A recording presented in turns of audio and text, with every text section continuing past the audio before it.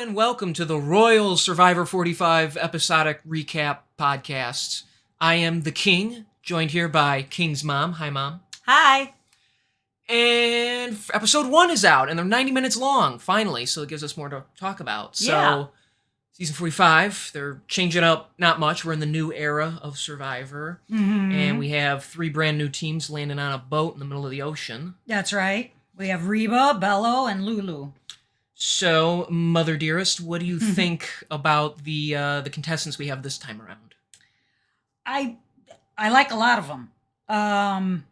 Let's see. I guess my favorites out of the 3 tribes, right off the bat, just by first impression.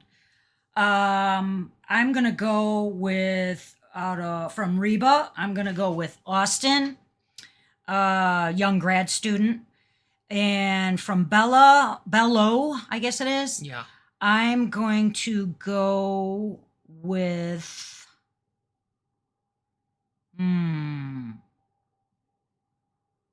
Brando. Oh, gee, thanks.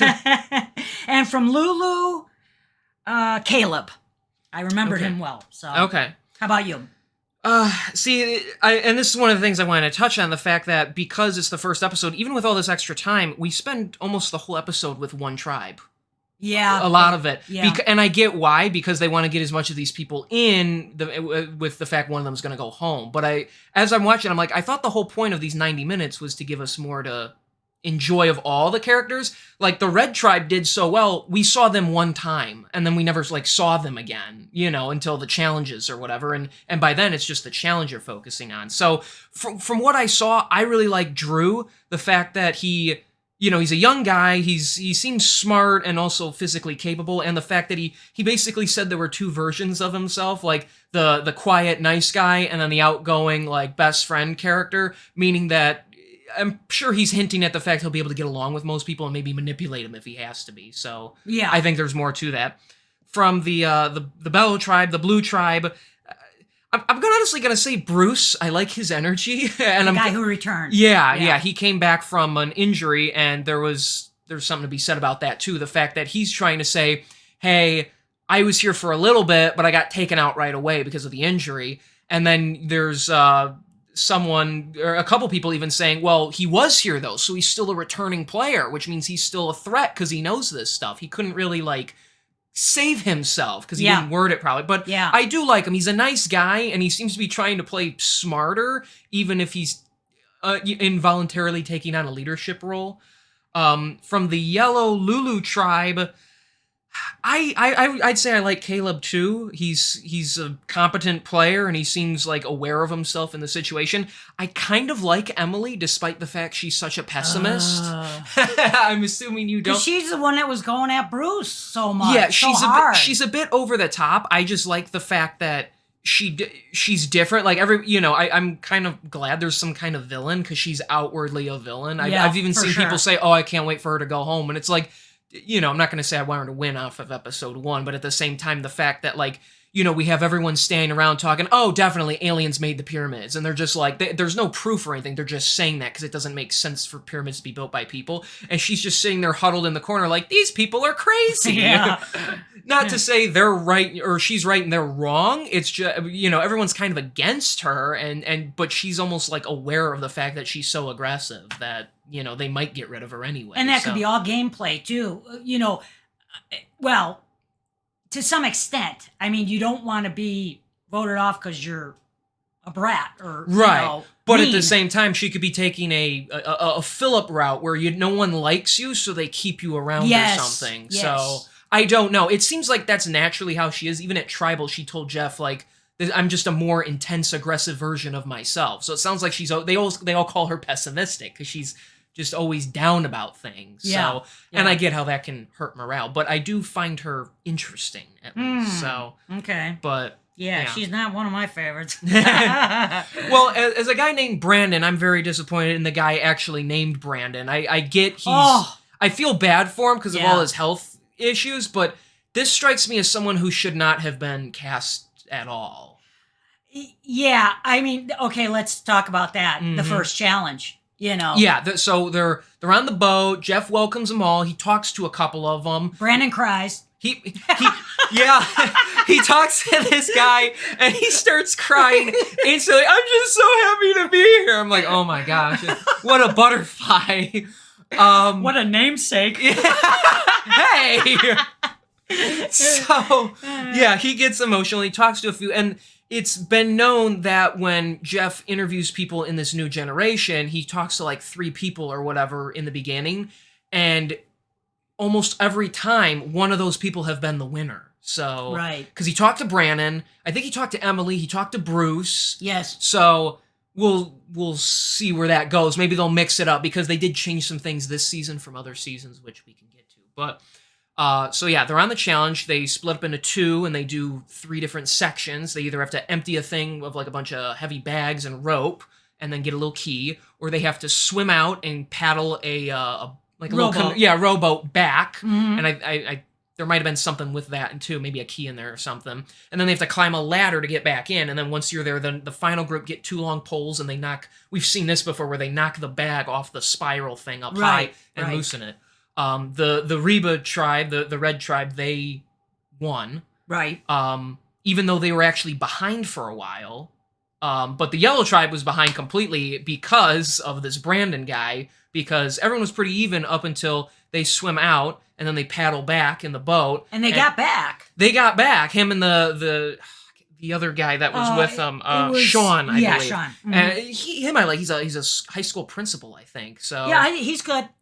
and he's standing there waiting as this guy can't even climb a ladder. Yeah. So, and he's not like, it's not like Brandon's obese or anything, but No. he doesn't seem very physically capable. No, So, I think the swim wore him out. yeah, and then he's literally there saying, I can't. And he tells the other guy to go up before him. And then they're all waiting for him, like, come on, Brandon. And he's not even making any progress. Finally, Sean comes back and basically like drags him over. He does encourage him to power through, and he does. But then he basically like just collapses of exhaustion. Yeah. And this almost strikes me as the production saw him they saw him and the way he talked and everything, and they said, this is a good underdog story right here. A guy who is totally out of his element, and he'll either flop or succeed. But I'm watching it as like, it's even when they get this less days and they still give them like food and stuff, it's still a brutal experience. Yeah. Like almost every first episode, everyone says, oh, it's so much harder than you'd think watching it at home. Yep. And you have this guy who can't do anything. They call medical after one challenge. Mhm. So, yeah, I don't know. I feel for him a little bit because he says he started like his chest started to hurt. But even when he gets back to camp finally, he tells them he blacked out. He's like, I remember I was on a ladder. I don't remember getting back on the boat. Like, that's scary to me. Yeah. And he's young. He's only they're all like in 29. That's like the average age this season. Yeah. So. No, I felt for him. But I think, too, when he was trying to get up that ladder multiple times and Sean went up, and then I feel he was going to give up right there and go, I can't do it, which screws his team. Yeah. And thank God for Sean, reach for my hand, come on, you know, and that. So I think. And they got him back in it because once they got back to the mat, even though they were in dead last, they basically took second place on the bag spinning part of the challenge. So. Which was difficult. I thought that.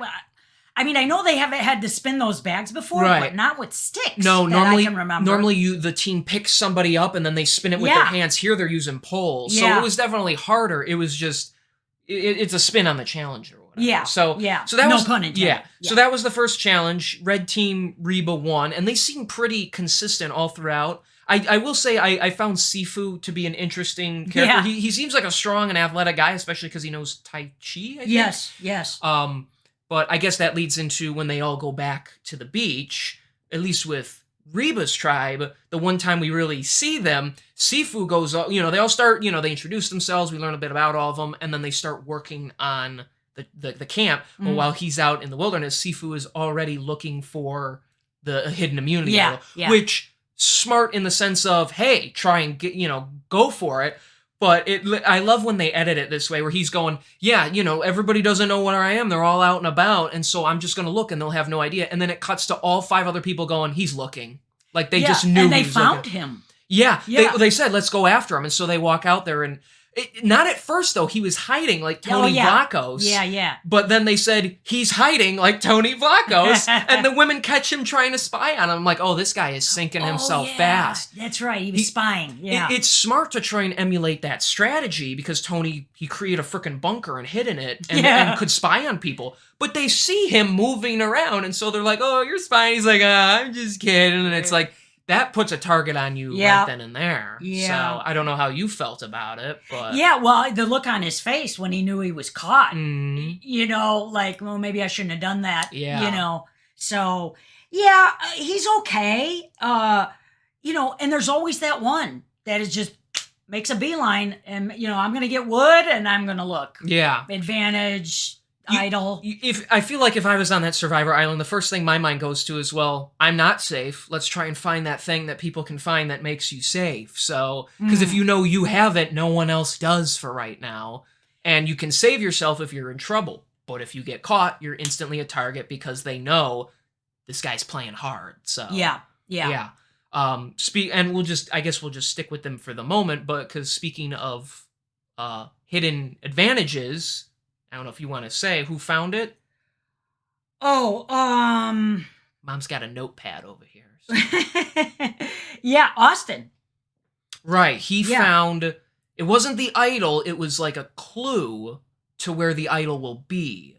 But it's like a challenge, because it says if you open this, you have to do what it says. Yeah, I'm not real sure what the challenge was. I remember, because when they get back to camp, all of them, they have their, like, it's not even a flag, it's like a sign for their tribe. Oh, right. And there's these weird markings on the edge. Yes. Well, when he opens up this paper, it says, there's more of these markings. It says if you line this up with some section of your sign, it'll tell you where the hidden immunity idol is. Right. However, until you find the hidden immunity idol, you can't vote at tribal council. Oh, that's right. Yeah. So, and he has to abide by this rule because he chose to open it. And he seems like a pretty, like, energetic guy. I see why you like him. He's like, I'm going for it. I'm going to take this risk. Well, now he needs to do that, and he can't do it at night when nobody's paying attention because he won't be able to read it unless he grabs like a burning log or something, and even that might be kind of hard. Well, but you see sometimes too the camera has some kind of light on it. True. If maybe they could they're help watching him do it, there might be a light from the camera. I don't know. Maybe. I don't know if they're allowed to do that or not. Yeah. So we'll see. Yeah, that's tricky. Although that flag or post, that's kind of away from the camp. Mm-hmm. So may not be as hard as, Well, he hasn't gotten it yet. I guess we'll have to wind up and see. Yeah. The last thing about them is Julie, I believe. She's one of the older contestants. She's the oldest. Yeah. 49, I think. Yeah, she's the oldest in the whole season. She seems quite nice and quite competent because she is an attorney, but she didn't tell anybody she's that. I don't know what she... Art teacher. Art teacher, that's right. And at first I could totally believe that until it panned up and said she's a lawyer. And this is actually an ongoing theme because there's like 3 lawyers this season. Yeah. And she covered it up. And then when we go over to Bello on the Blue Tribe, it's Jake and Katurah. Yeah. I don't know if she tells people what she was, no. but she doesn't admit to being a lawyer. Right. Of course, the big, strong guy named Jake, who I like his accent. He's from Boston, I think. Right, yeah. He's outright just saying, "Oh, I'm a lawyer," and she even says, "Well, he's fresh, off of passing the bar, so he's willing to share it." And so there's a scene of her asking him, "So what's it like to be a lawyer?" Yeah. And I understand that because they know, one, they could be really good at lying and manipulative because their courtroom status, and the fact that lawyers just make a lot of money. And so people go, well, we don't want them getting to the end. They don't need money. So, and they're there to play anyway. So yeah, that though too. Okay, if you've been a lawyer for years, and it all depends on what kind of lawyer you are, because he's a public defendant. He's not making a lot of money. True. Yeah, he's not some high-end prosecutor for a Supreme Court somewhere. Yeah, so. yeah. Or a personal lawyer for a millionaire or billionaire or something. Right. So it's just like a stereotype that can come with the title. Like I've seen people say they're doctors or surgeons. I think that the one guy from the season 44, he was a surgeon, and people go, "Oh, so he's makes a lot of money. Like that was someone's initial thought. We don't need him around or whatever. And it's like, well, your career path doesn't necessarily make you a good Survivor player or someone who has a ton of money. So No, see, I don't like that at all when people take that into consideration Mhm. because it's not about if you need it or not. Right. It's about how you played the game and if you deserve it for the way you played the game. Which is how I think it should go, but a Yeah. lot of people have different opinions. A lot of people that are on the island nowadays go, well, I want to give the money to somebody I like. And it's like, well, yeah, you don't want to give it to like a Russell who was mean to you the whole time. I get that. But if someone, blindsided your ass, I think you should give it to them if they make it to the end and they can prove they played a good game. But it's all on how you handle the jury. So they're quick. But yeah, I don't like that occupation thing either. where No. That makes you. And I didn't like what she was doing there. Mhm. I thought that was overkill. Oh, throwing him under the bus like No, that? not Oh. of throwing him under the bus, but so what's it like to be a lawyer? Mhm. Showing the fans, this is what I'm doing so that they don't know I'm a lawyer. I Right. don't care if you're a lawyer. All I care about is how you play the game. That's Mhm. for me. Yeah. That's my opinion. I mean, you have students, you have even the one, the mom who's lying. Mm-hmm. She just became a lawyer. Yeah. She took it So- late. Yeah. I don't get it I don't get it. Why you're afraid to say you're a lawyer. I assume it's just, like, well, people don't like lawyers naturally or whatever. It's just, Yeah, I guess it's better safe than sorry. But yeah, I mean, there were the cops like Tony and Sarah. They didn't tell anyone they were cops. Eventually, people figured it out. But like Tony, I think both of them said they were construction workers or something. Oh, okay. And they're like, well, some people don't like cops, or cops are really, athletic and good at talking to people, possibly, and stuff. And so I never really saw a point in lying about your career path, right. except for the one football player who tried to cover it up because he was already a millionaire, but he wanted to play Survivor or something. Because then I guess I kind of get it, but Well, I don't because I don't know. 9 out of 10 times, somebody's going to recognize you. mhm. You got 18 people there, and if you were a well-known football player at any time, They'll know anyway. you know what I mean? Yeah. Because we've seen it where other contestants are going, I think that's so and so from the Buffalo Bills. Yeah. Mm-hmm. Mhm. And so anyway, but once again, I don't care how much money he has. Yeah. You know, How good did he play the game? Yeah, That's what yeah, matters. Yeah. So while this is all happening, they're all going back to their camps and such. The two, because they changed some of the rules now, where you don't get, you don't win Flint at the challenges constantly. You can lose it and stuff. And so the Red Tribe, they got the Flint and they got the tools. The other two tribes didn't get anything, but they get to send 2 people to go play Savvy and Sweat. Sweat and Savvy. Yeah. So originally, and this is one of the things about how it changed. Originally, it used to be called Sweat or Savvy, where two people from any tribes that needed it would go, and they would either do a puzzle thinky challenge, or they do something really physically grueling. Mm-hmm. But this time, because someone on the cast even said every time people have done it, they've succeeded and passed it. Well, now the 2 groups of 2 are competing against each other in what is Sweat and Savvy. They have to do both. They have to pick up super heavy logs and carry like 40 or 50 of them or something like that. Yeah, a lot. A and lot. Heavy. Yeah. They're heavy. And then Yeah. they have to figure out how to unravel like a key on a string from around these like these circular posts or whatever. It's like a certain way to navigate this rope through it or whatever.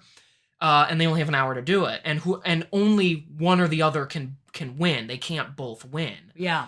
But as we see, time ran out. Yeah, they both lost. Yeah. Yeah. So they changed it to make it a little harder, I guess. Yeah, I mean, like I said, those logs, they looked really heavy, and you could tell they started out gangbusters, and then they immediately started slowing down Yeah. with the heat and the heaviness, and then it was almost like a brain teaser. Yeah.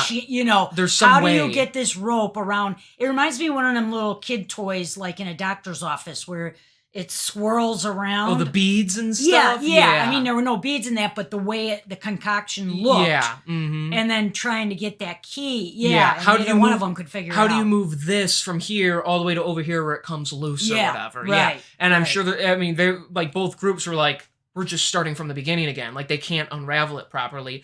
I mean, yeah, even at one point that Brando, who considered himself quite smart, he's like just pushing like picking up and pushing the logs because he can't even carry them anymore. He's exhausted. Yeah. And they're all like, they're all trying to figure this out, and they're already, and it's supposed to be difficult because you have to earn this stuff, but none of them sadly do. Yeah. Which then leads to basically the main character tribe of this whole episode, the Yellows, because we see them the most, Lulu, where specifically Emily, I won't say she's like my favorite or anything, but she does make things interesting with the fact that she goes, when they come back, what if they don't come back with anything? Because there used to be choices where people would go off and they say you can help the tribe or you can help yourself. And she's thinking, well, if they come back with nothing, they probably took a reward for themselves in some way, shape, or form. And she's stirring the pot, which isn't even true. She's full of it, but she don't know. There's nothing wrong with thinking that. The problem is she's already spreading that paranoia to everyone else, and they're going,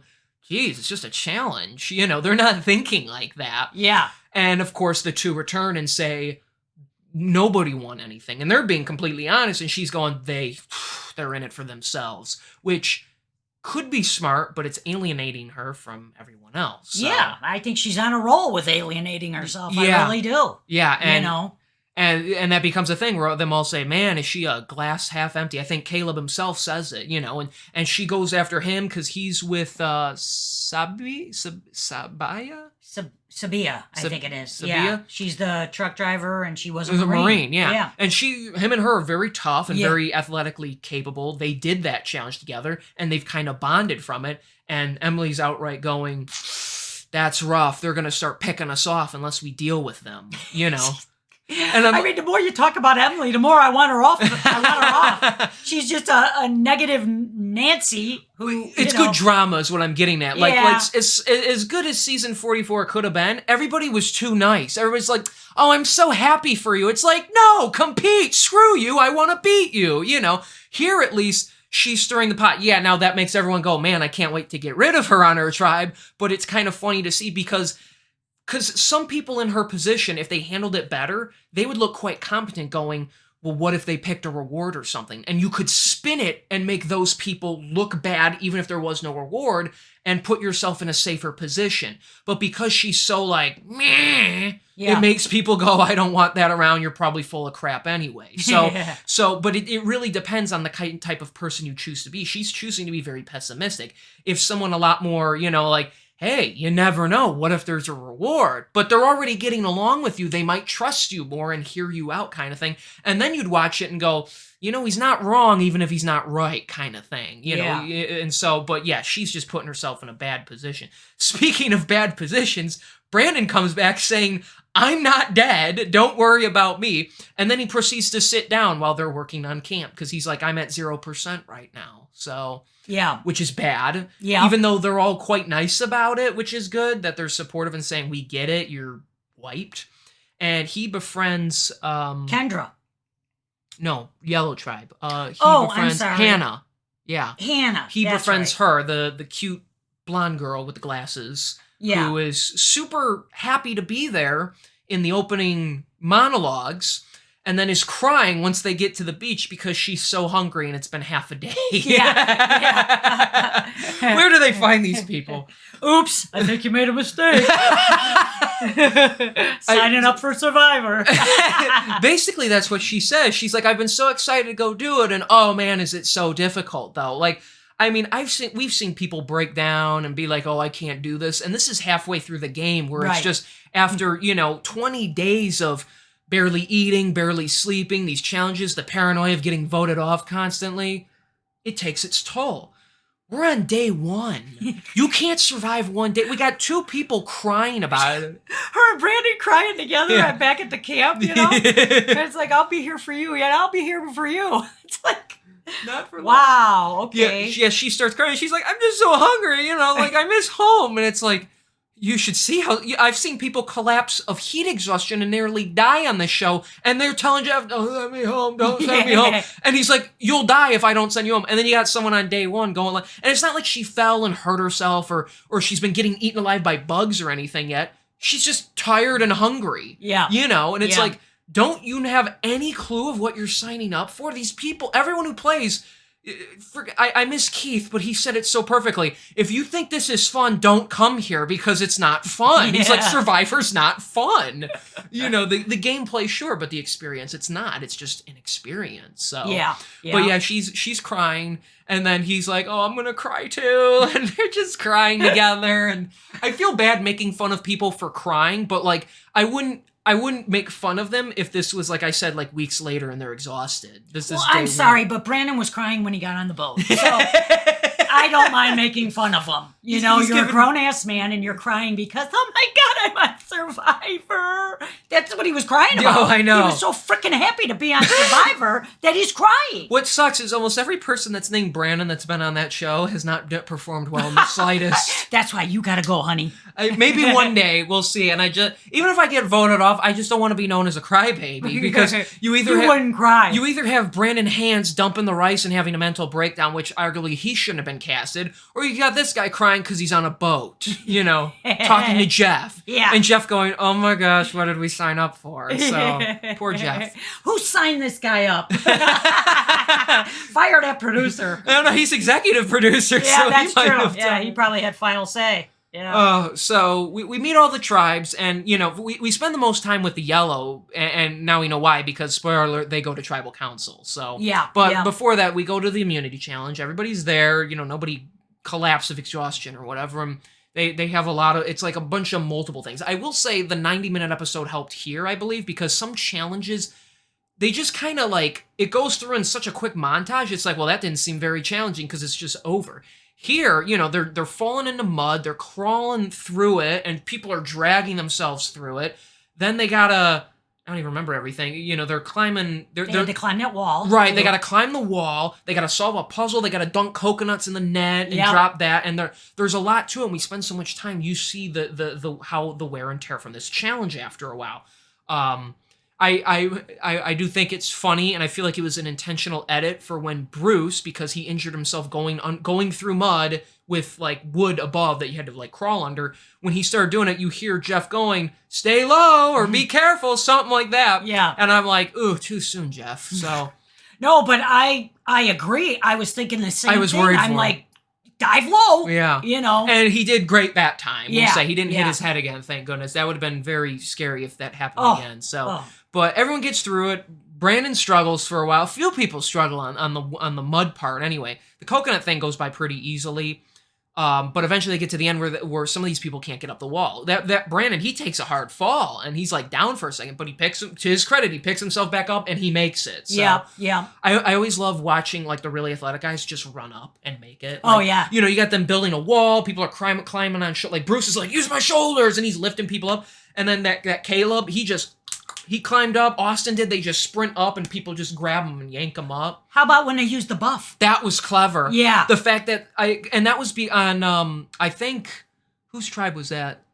I think it was Bella. No, I think it was Lulu. They were using the buffs, and that was because by then Sabaya, I'm gonna get her name wrong, but she was struggling to get up because she was so worn out already, and she was doing the throwing and stuff earlier anyway.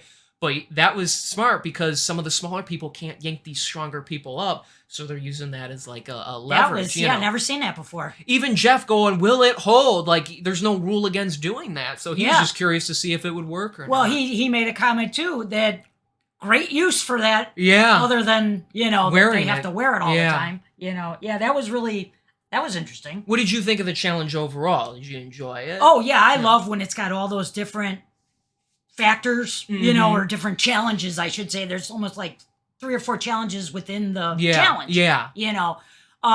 The mud one, that was, I really watched that because those that landed on, like came down on their feet, Mhm. they seemed to do better than those that just face planted. Right. Because then you got your whole body in that mud. And you go face first, and now it could be in your You mouth, can't- in your yeah. eyes. And you can't see. Even though that seems to be like an encouragement, because Jeff's like, that's how you do it. No. And I'm sitting there, I'm like, no, it makes more sense to go on your feet, because then you can get low and start crawling. Plus, the more mud you have on you, the more it drags you down. Yeah. So if you smash all of you into it, and then pick up and drag the rest of you through it, that's more mud than if you just land on your feet and kind of. And I just don't want to get as muddy as possible because then that's on you for the rest of the challenge. I wouldn't want it on my face because I know. Then what? You take a muddy hand and try to get it out of your eyes? Well, that's not going to help. Yeah. Because I got to see where I'm going. And then you could impair yourself until the challenge is over. Yeah, So, but I liked the challenge. I thought it was great. And at the end, though, the puzzle was basically a blowout. The blue and red, they solved it quite quickly. My man Drew was on the red one. I took note because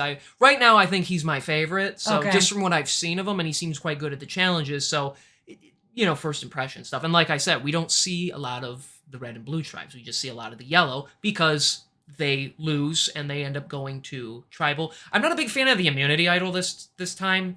Like the look of it? Yeah. I know. I mean, like last time they had like the castle aspect and the sword and a shield. I thought that was pretty cool. I like that. And it was something different. They used to have like the tribal stuff, but now that they need two, they need something that can split in half. One's a base. Yeah, well, it's a bird. It's like a pelican and a base or Yeah. something. Like it's so dull compared to what they can do. Some immunity idols look really cool. Yeah. And here it's just like, oh, let's use an animal. Yeah, it was. Well, it wouldn't have been bad if it was like something other than a base. Even like one of those tiki statues or stuff that they used before. Yeah. Like, why can't it be two like parts that? of it or Yeah. something where you each have tikis. Yeah. That's it was literally like you said, it's a base, not as good, but it still counts. And it's like, sure, but like it's I got a rock, basically. Yeah. We're safe because I have a rock. Yeah. At least the other people get the bird, Yeah. but it's just a bird. So it was whatever. I mean, it's immunity idol, whatever, but that's a good point. I did not like it either. I don't like the design. Yeah. So Yellow Tribe, we pretty much just follow them for the rest of it as they go back and they start strategizing, and that's where Emily goes, let's break up Caleb and Sabia? Sabia. Something like that. That the Marine lady. Yeah. And she's like, we should get them apart because they're already a tight-knit unit, which I get, but they're also your two strongest players. Yes. It's hard for me because it was different when we'd have like two tribes of 9 or 10 because they're going to stay like that for a long period. And so my mindset was always, keep the tribe strong. Why are you getting rid of these athletic people right away?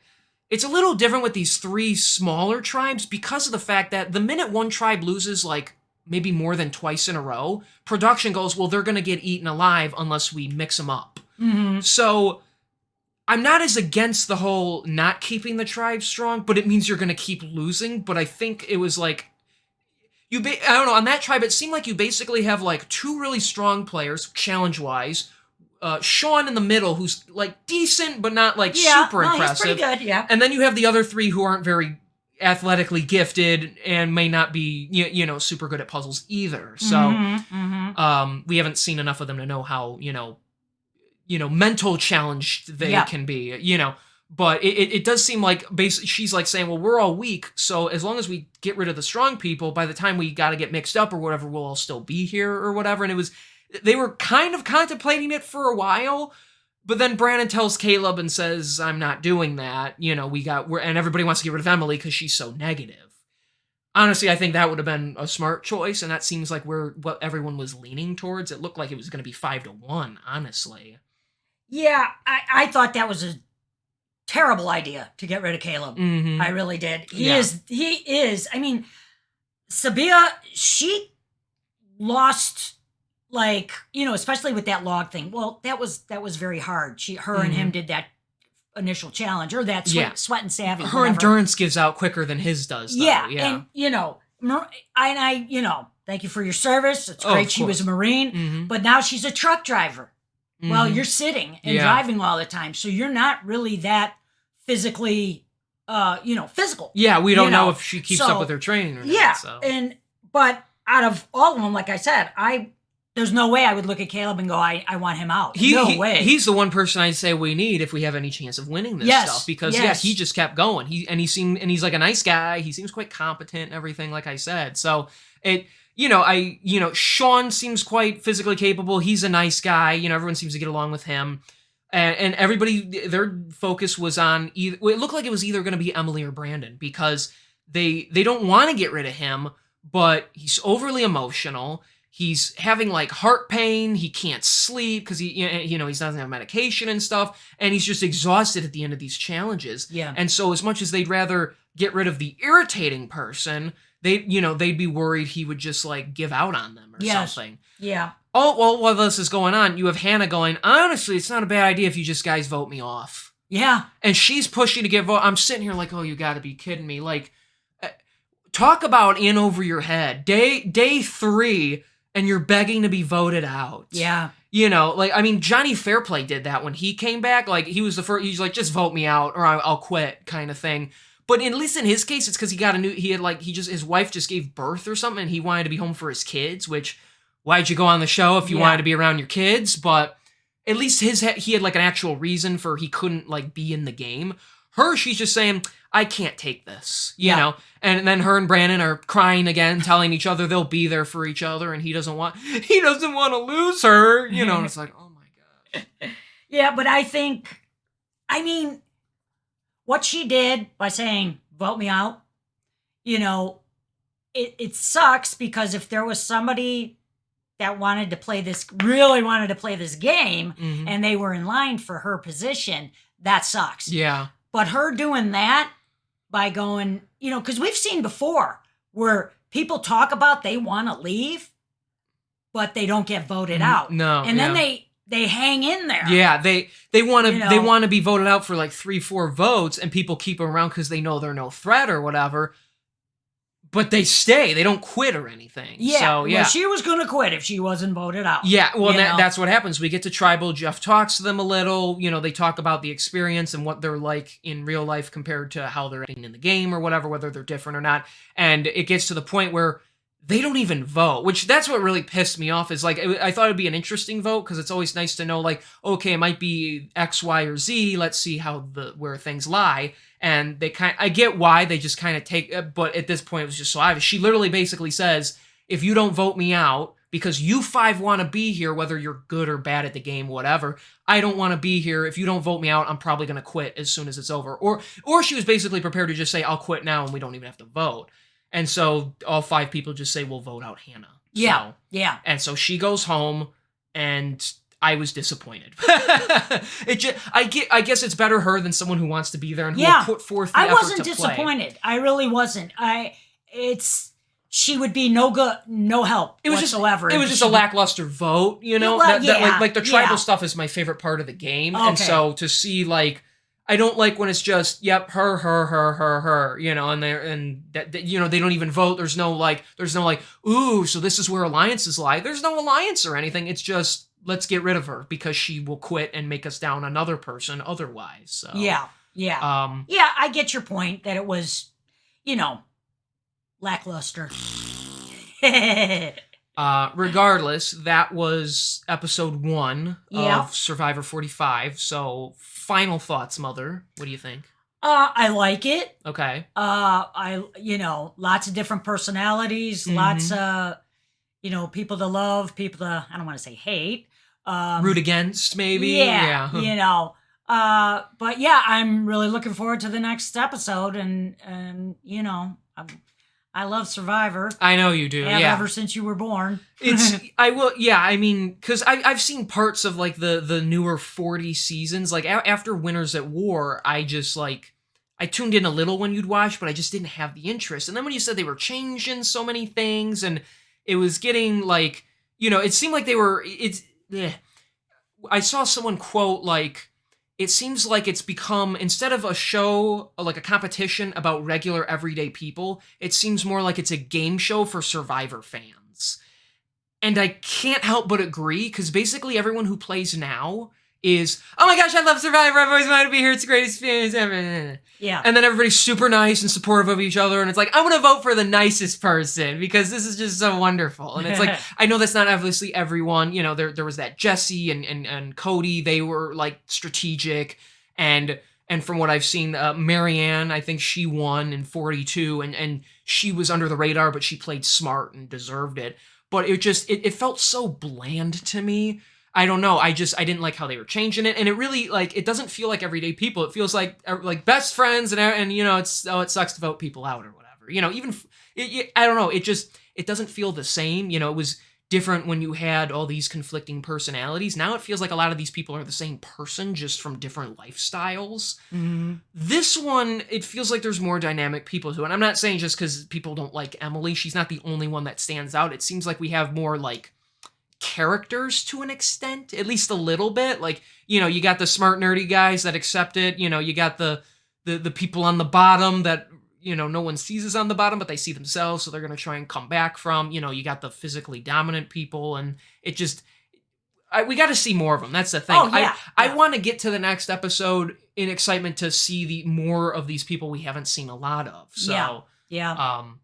And because of the 90-minute episodes, hopefully it means we get, you know, a good amount of time with them and everything. So, Yeah, I think, I wasn't quite sure how I was going to feel about the 90-minute episode because I'm so used to the hour. right. Yeah. You know, the hour. every once in a while they throw a 90-minute Right. in. You know, I mean, yeah. I've been watching this for 23 years, Mm-hmm. you know. So I've never missed a season, Right. you know. Mm-hmm. And then all of a sudden, 90 minutes, I'm like, oh, you know. Every episode. I yeah. don't like change. I'm just kidding. I No, do. but it is pretty good. You're right.